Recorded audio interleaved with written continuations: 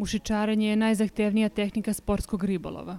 Pruža neverovatne mogućnosti u eksperimentisanju, ali postoje i pravila kojih se treba pridržavati ako se želi uživati u pecanju. Drugu godinu za redom Valjevsko ekološko društvo Gradac organizuje takmičenje u mušičarenju Memorijalni kup Gradac 2020.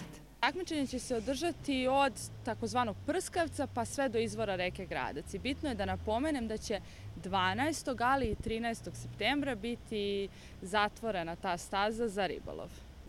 Kako navodi Milica Sredović, pravo učešća na ovom takmičenju imaju mušičari sa teritorije grada Valjeva.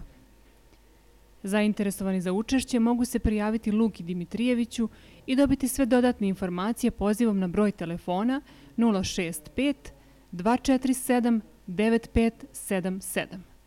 Kao i prethodne godine, Ekološko društvo Gradac je za najbolje takmičare obezbedio medalje, pehare, ali ovaj put nešto novo, to su mušičarski štapovi. Znači, štapove će najbolje plasirani mušičari dobiti kao nagradu.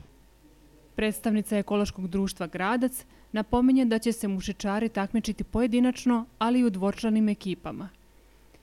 Poziva i zainteresovane građane da se prijave i za sudije volontere i na taj način da pored uloge posmatrača imaju priliku da budu i neposredni akteri ovog takmičenja. Sredović najavljuje još jedan događaj koji će biti organizovan na reci Gradac.